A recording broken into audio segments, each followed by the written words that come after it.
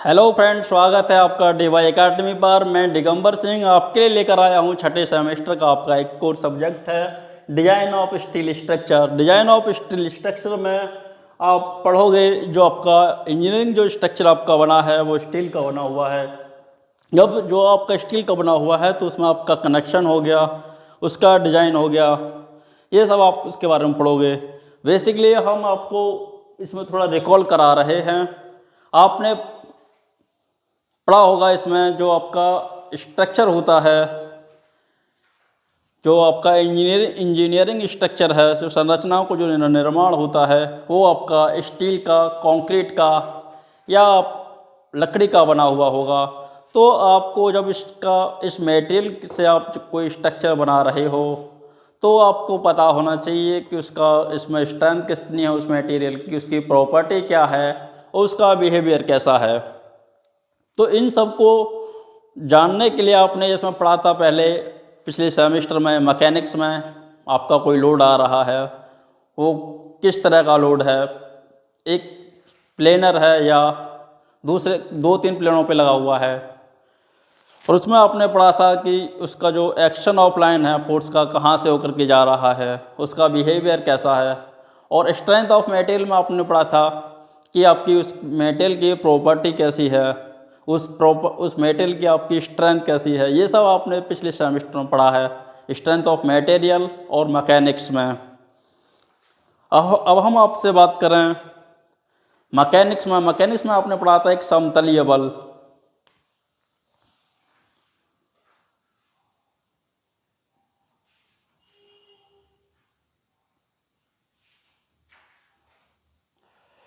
समतलीय बल में आपने पढ़ा था कि आपके जो फोर्स लगे हुए हैं वो एक ही प्लेन में हैं, समतलीय बल।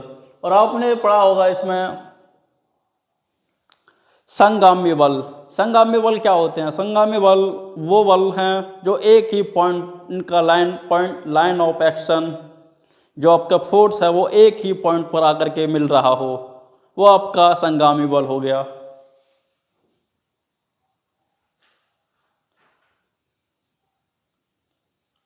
संगामी बल जैसे ये आपका कोई फोर्स F1 है, ये F2 है, ये F3 है, यानी ये 3 बल एक ही पॉइंट पर आके मिल रहे हैं, तो ये आपका संगामी बल हो गया। आपने एक पढ़ा था असंगामी बल। असंगामी बल इसका अपोजिट है, यानी जो आपके F1, F2, F3 हैं ये एक पॉइंट पर आकर के नहीं मिल रहे होंगे, वो आपका हो गया असंगामी बल।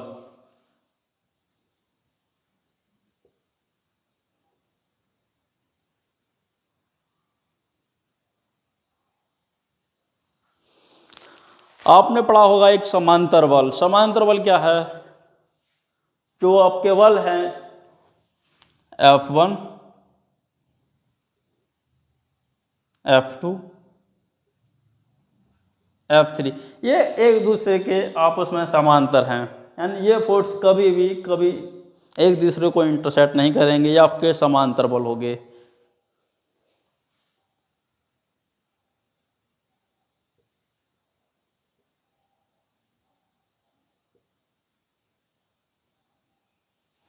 आपने एक पढ़ा होगा परिणामी बल, या आप कह सकते हो एक संतुलन बल। आप इसे कैसे समझ सकते हो?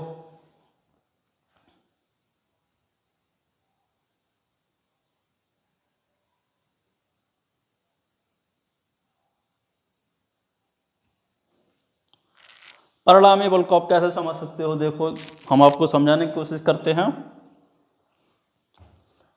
मान लो ये आपका कोई एक स्ट्रक्चर है, इस पर लोड लगा हुआ है F1, F2, F3।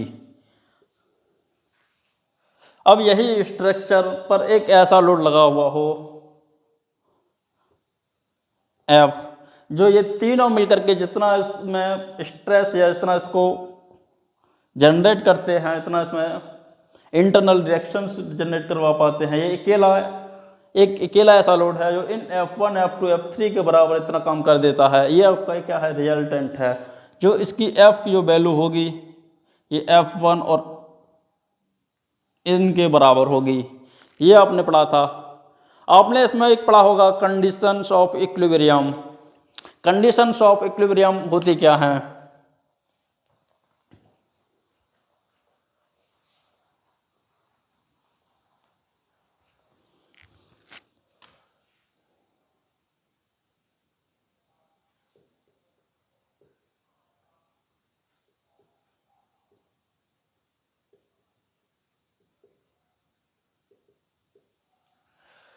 Conditions of equilibrium में आपने पढ़ा था कि समीशन ऑफ हॉरिजॉन्टल फोर्सेस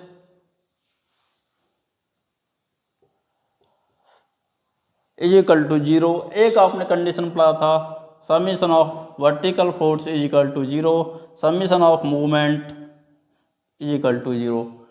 यानी जो आपका फोर्स है उसका हॉरिजॉन्टल कंपोनेंट का बीजगणितीय योग शून्य होगा। इसका मतलब हुआ जो आपकी स्ट्रक्चर है उस पर जो लोड लग रहे हैं उनके वर्टिकल कंपोनेंट का बीजगणितीय योग शून्य होगा। और summation m is equal to zero, इसका मतलब हुआ आप जिस प्लेन पर जो लोड लगे हुए हैं उसी प्लेन पर किसी एक पॉइंट के अबाउट जब आप मूवमेंट लोगे तो उनका बीजगणितीय योग शून्य होगा। इन इक्विलिब्रियम कंडीशन का आप यूज करते हो। जो आपका स्ट्रक्चर है, स्ट्रक्चर पर लोड आ रहा है तो उस लोड के कारण जो हमारी रिएक्शंस आ रही हैं तो उनको आप कैलकुलेट करने के लिए इन कंडीशन का आप यूज करते हो। जैसे मान लो ये आपको कोई बीम है, इसका रिएक्शन आर ए है, इसका रिएक्शन आर बी है। अब यहाँ पर ये कुछ लोड आ रहे हैं। अब आर ए और आर बी की कैलकुलेशन करने के लिए आप इक्विलिब्रियम कंडीशंस का आप यूज करोगे। और एक आपने पढ़ा होगा मूवमेंट ऑफ इनर्शिया यानी जड़त्वाघूर्ण। जड़त्वाघूर्ण क्या होता है? एक संरचनात्मक खंड है कोई, मान लो ये कोई आपका कोई सेक्शन है,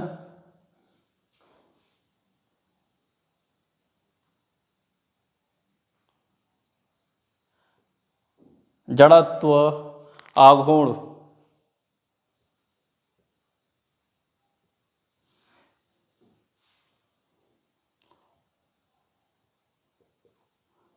मूवमेंट ऑफ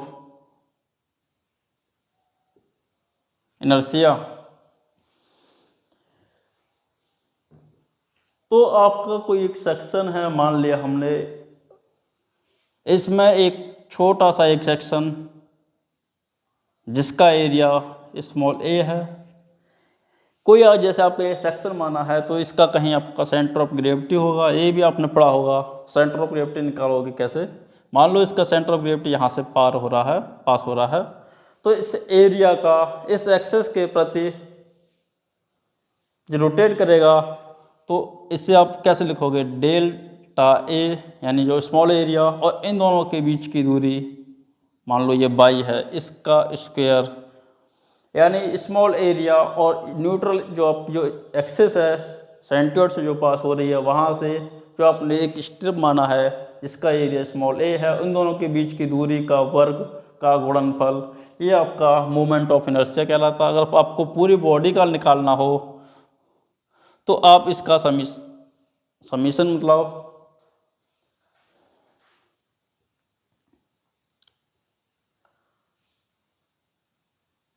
पूरे इस सेक्शन का आप क्या कर दो, इसका समाकलन कर दो। यानी छोटा सा एरिया लेकर के जब इसको करोगे तो यह आपका बनता है मोमेंट ऑफ इनर्शिया आई। ये भी आपने पिछले उसमें पढ़ा होगा। इसमें भी आपने पढ़ा होगा समांतर अक्ष प्रमेय और लंबवत अक्ष प्रमेय। नए टॉपिक पर लेके जा रहे हैं इसी में, और आपने एक पढ़ा होगा इसमें जो हमारा इसमें यूज होने जा रहा होता है।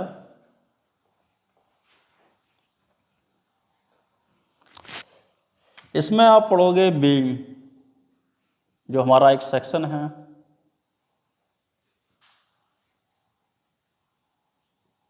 बीम धरण।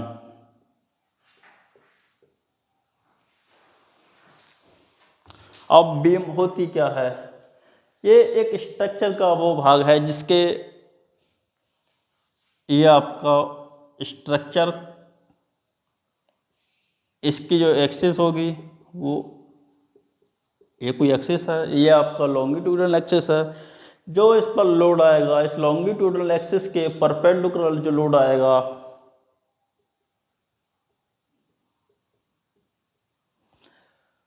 इस लोड को आप ट्रांसवर्स लोड बोलते हो। जो लोड लॉन्गिट्यूडनल एक्सिस के लंबवत जो लोड आता है उसको ट्रांसफर लोड कहते हैं, और जो आपका सेक्शन होता है वो आपका बीम कहलाता है।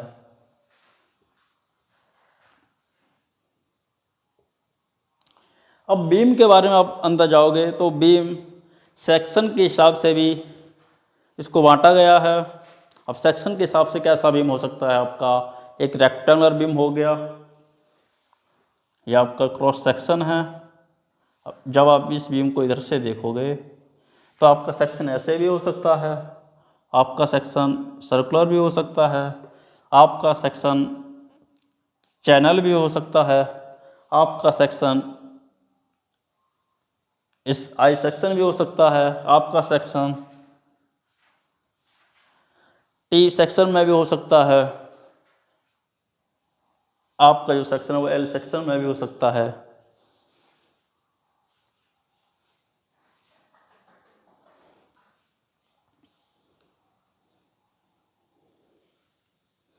और एक इस बीम को अगर हम बात करें, जो आपका जो सपोर्टिंग कंडीशन है, सपोर्टिंग कंडीशन के अकॉर्डिंग भी इसको फिर दोबारा से इसको क्लासीफाई करोगे।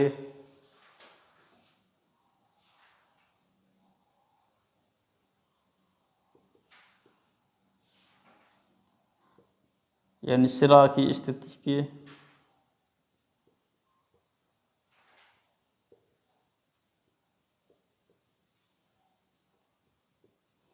ये तो आपकी जो रही थी,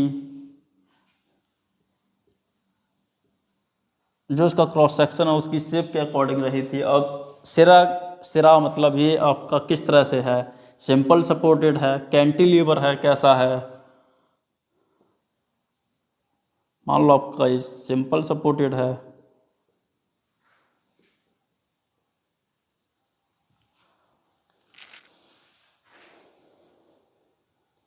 अब सिंपल सपोर्टेड है मान लो, तो ये कैसा होगा, कुछ इस शेप में होगा।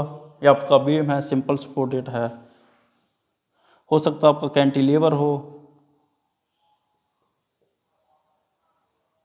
तो कैंटिलीवर के केस में इस तरह का बन जाएगा। अगर आपका फिक्स सपोर्ट हो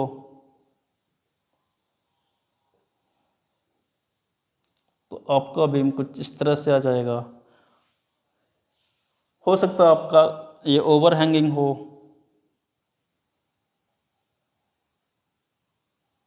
तो ओवर हैंगिंग के केस में आपकी जो ओवर हैंगिंग का सिंपल जो है इस तरह से बनता है,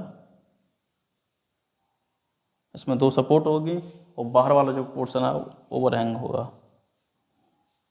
हो सकता है आपकी जो सपोर्ट बीम हो कंटिन्यूस हो, यानी उसमें रिएक्शन सपोर्ट जो है आपकी दो से ज़्यादा हो।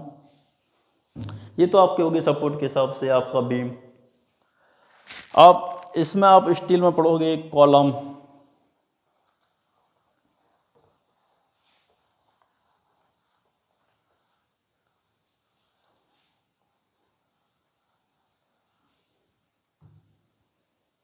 कॉलम, कॉलम क्या है, स्ट्रक्चर का वह मेंबर जो इसकी जो पोजीशन होती है वर्टिकल होता है, इस पर जो लोड आएगा वो कंप्रेसिव लोड आएगा। एक इसी से मिलता है कि स्ट्रट, स्ट्रट आपका वर्टिकल भी हो सकता है, एक इंक्लाइंड भी हो सकता है, वो भी आपका कंप्रेसिव लोड ही रेसिस्ट करता है। अब बात करें कॉलम जो है, इसमें कॉलम बनते हैं आपके लंबाई के, जो आपकी कॉलम की जो लेंथ है ये वाला, इसकी लंबाई कितनी, इस लेंथ के ऊपर भी शॉर्ट कॉलम,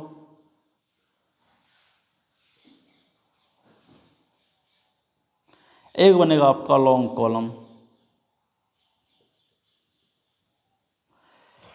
शॉर्ट कॉलम आपका कर्सिंग में फिल होता है, यानी जब ये आपका कोई सेक्शन मान लो, देखो समझने की कोशिश करना, जब यहाँ पर आप लोड लगा रहे हो और एक आपका कॉलम ये है, इनका क्रॉस सेक्शन दोनों का बराबर है, बस अंतर है वो इनकी लंबाई में है, लोड भी बराबर लगा हुआ है। अब आप देखोगे तो दोनों कॉलम में आपका लंबा कॉलम है, ये पहले फेल हो जाएगा और फेल होगा वो कटसिंग में ना हो करके ये कुछ इस तरह से झुक जाएगा। इसी को आप बकलिंग कहते हैं। जिस लोड पर ये बकल करता है उसे आप बकलिंग लोड कहोगे। ये लोड मान लो कोई लोड P लगा है और यहाँ पर भी दोनों जब बराबर लगे हैं, उस लोड पर ये तो बकल कर गया लेकिन अभी भी ये कॉलम सेफ है, यानी सबसे जो पहले जो कॉलम फेल हुआ है वो लॉन्ग कॉलम फेल हुआ है। जब लॉन्ग कॉलम आपका फेल हुआ है तो स्ट्रेंथ सबसे ज़्यादा किसकी हुई? शॉर्ट कॉलम की। अब एक कॉलम दोनों के बीच में होता है उसे कहते हैं मीडियम कॉलम।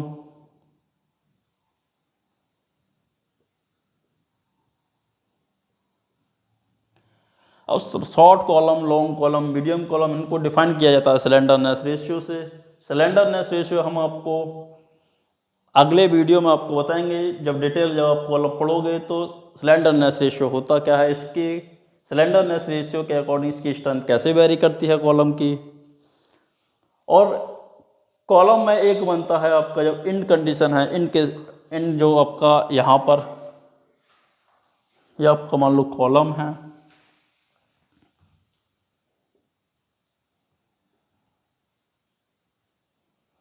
ये आपका कॉलम है, ये वाला आपका ये फिक्स है या फ्री है या हिंज है, और ऐसे ही ऊपर वाला जो एंड है इसका ये फिक्स है या हिंज है या फ्री है। इसके अकॉर्डिंग भी आप कॉलम को फिर से डिफाइन करा जाता है और इसकी इन कंडीशन के अकॉर्डिंग इनकी जो इफेक्टिव लेंथ है वो वेरी कर जाती है। उस इफेक्टिव लेंथ के वेरी करने से आपका स्लेंडरनेस रेशियो वेरी करता है। स्लेंडरनेस रेशियो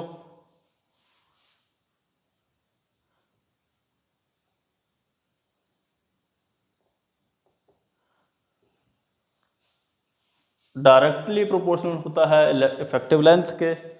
जैसे जैसे आपका स्लेंडरनेस रेशियो बढ़ता है उसकी कॉलम की स्ट्रेंथ कम होती जाती है। आपको जब पर्टिकुलरली आपका कॉलम जब पढ़ाया जाएगा तो हम उसमें आपको बताएंगे इसमें हो कैसे कैसे ये वेरी करवाता है। जब आप इस तरह के जब आप सेक्शन जब यूज कर रहे हो, आप कॉलम यूज कर रहे हो, बीम कर यूज कर रहे हो, आपने आरसीटी में आपने पढ़ा था कि ये आप सेक्शन जो यूज कर रहे हो कंक्रीट टेक्नोलॉजी यानी कंक्रीट में आप रेनफोर्समेंट प्रोवाइड कर करके आप उसे यूज कर रहे बना रहे थे। आपका जो मेंबर था स्टील में, आप डिजाइन ऑफ स्टील स्ट्रक्चर में आप इसकी जगह आप स्टील यूज कर रहे हो। जब आप स्टील यूज कर रहे हो तो एक मेंबर को दूसरे मेंबर में जोड़ने के लिए आप कोई जॉइंट प्रोवाइड करोगे। इसमें तो आप जॉइंट प्रोवाइड नहीं करते थे। जब कोई सेक्शन है, मान लो आपको कॉलम 10 मीटर का हमें कॉलम बनाना है। अब सेक्शन की जो लंबाई है ये जरूरी नहीं है कि हमें 10 मीटर का सेक्शन मिल जाए, हो सकता है एक की लंबाई 6 हो, दूसरे की लंबाई 4 हो, तो इनको हम जोड़ेंगे तो इस अब जो जॉइंट बनाएंगे। अब जॉइंट को बनाने के लिए हम यूज करेंगे अपना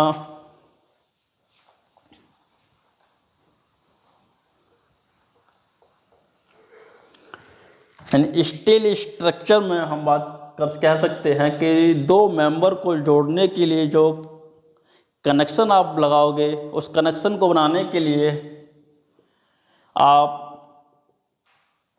रिवेट यूज कर सकते हो। कनेक्शन को बनाने के लिए आप वेल्ड यूज कर सकते हो। उस कनेक्शन को बनाने के लिए आप बोल्ट यूज कर सकते हो। हम आने वाले वीडियो में आपको बताएंगे जब आप रिवेट यूज कर रहे हो तो उसमें कितना रिवेट हमें चाहिए, किस टाया का रिवेट हमें चाहिए। जब वेल्डिंग करते हो तो उसकी किस तरह से हम उसकी वेल्डिंग करा जो हमारा मेंबर है आने वाले लोड को पूरी तरह से रेसिस्ट कर जाए। इसी प्रकार हम जब बोल्ट की बात करेंगे तो बोल्ट हम बताएंगे बोल्ट इतने mm का हम बोल्ट यूज करें, इतने नंबर में बोल्ट हम यूज करें ताकि हमारा जो मेंबर है जॉइंट में सेफ हो जाए। और इसमें हम बात करते हैं तो आपका जो रिवेट कनेक्शन है ये आपका WSM में होता है, जो आप पढ़ोगे WSM में है। बेल्ट की आप बात करोगे तो ये WSM और LSM दोनों में पढ़ोगे। अब बोल्ट की आप बात करोगे तो बोल्ट आप LSM में पढ़ोगे। हम आने वाले वीडियो में आपको पूरा डिटेल में बताएंगे कि WSM में किस तरह से रिवेट कनेक्शन को डिज़ाइन किया जाता है, बेल्ट को WSM में किस तरह से आप डिज़ाइन करोगे और LSM में आप किस तरह से डिज़ाइन करोगे, और बोल्ट है, बोल्ट को आप LSM में जब डिज़ाइन करोगे इसमें काफ़ी सारी कैलकुलेशन होती हैं। LSM के उसमें कोई नहीं कैलकुलेशन ज़्यादा होती हैं, लेकिन जो हमारा सेक्शन है वो इकोनॉमिकल बनता है। ये आपने RCT में ही पढ़ा होगा। जो आपका WSM है और LSM है, WSM के कंपैरिजन में आपका जो LSM मेथड आप यूज कर रहे थे, हमारा सेक्शन छोटा बनना था। यानी LSM एक इकोनॉमिकल मेथड है स्ट्रक्चर का डिज़ाइन करने के लिए। तो आपको हमारा ये वीडियो अच्छा लगा हुआ हो तो वीडियो को लाइक करें, चैनल को सब्सक्राइब करें और जुड़े रहें हमारे DY एकेडमी के साथ।